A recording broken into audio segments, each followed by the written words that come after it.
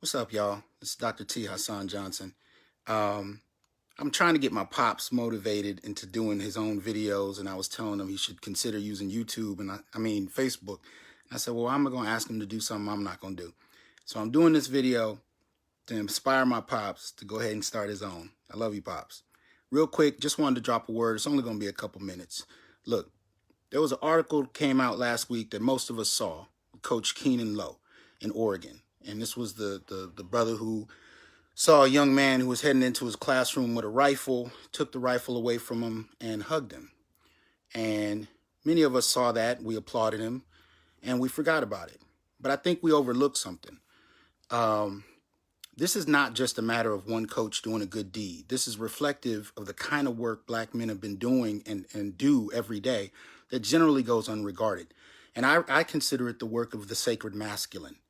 Right now, it's all the popular, thing to talk about toxic masculinity and to frame men, most particularly black men, as nothing more but villains and every other kind of dynamic that's similar to stereotypes that go back to really the 1600s, and most particularly the post 1800s. But nevertheless, the point is there are plenty of brothers that are doing work that go way beyond that. And the sacred masculine, you can approach it in a couple of different ways.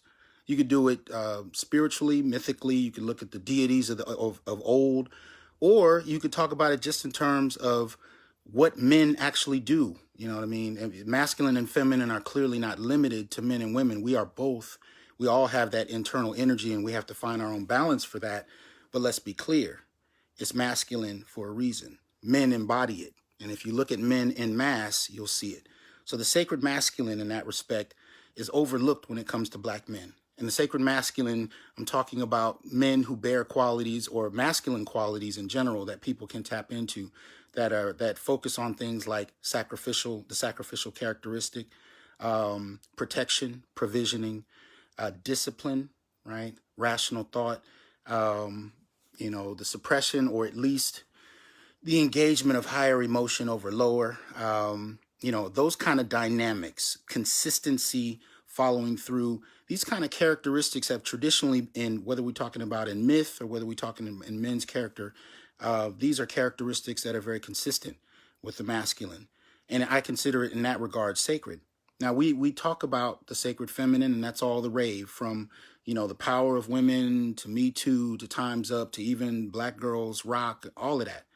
But at the end of the day, what we need to take into account is that there has always been a sacred masculine, and we've just learned to downplay it. Even in formal religion, the characteristics of the Christ, there are actually several different aspects of the Christ narrative that are rooted in the sacred masculine, but we've kind of degendered Christ in a particular way, which was something I was talking to a pastor about very recently.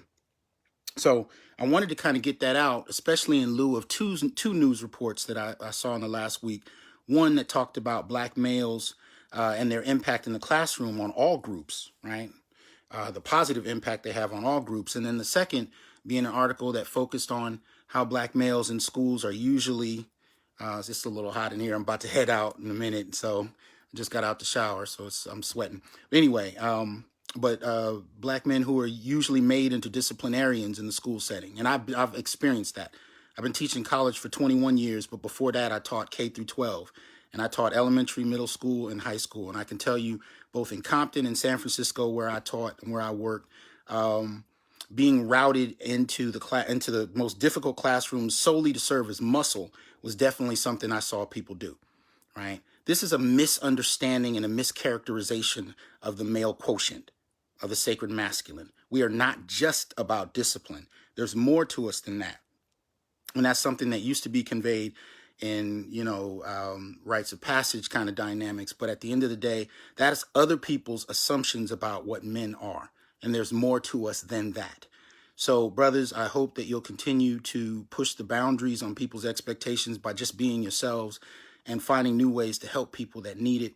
But this is the work of the sacred masculine, and I didn't want that to go unforgotten. So when we think about Keanan Lowe, despite that most people have already forgotten about the story in certain respects, what we saw there was not just a dude doing a good deed. We saw a characteristic that is reflected in a lot of different men, particularly in black men, who generally don't get regarded for it, right? So I just kind of wanted to acknowledge that, and shout out to my boy R.L. Grant III, who pointed out that really what this conversation is about is missing fatherhood.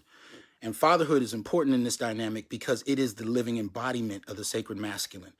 And it isn't all toxic, despite what Gillette or anybody else might say. There are plenty of characteristics of the sacred masculine that you see every day and ignore. Matter of fact, some of the people that are most ardently, derogative in regard to black men have actually benefited from the sacred masculine in terms of fathers and grandparents and brothers, and will dismiss it in a moment to denigrate black men. So this is highly problematic. But nevertheless, one of the things I'm going to do in a moment is put a link in the comment section for an example of the sacred masculine from a film. And there are plenty of others. I'm just going to put one in there for Robin Williams and Good Will Hunting. But yo, if you have another scene, please post it in the comments, because even though pop media doesn't spend a lot of time looking at the sacred masculine, I want to at least have a few examples up there so people can remember that that's what this is. Nonetheless, have a good night. About to head out. I love you, Pops.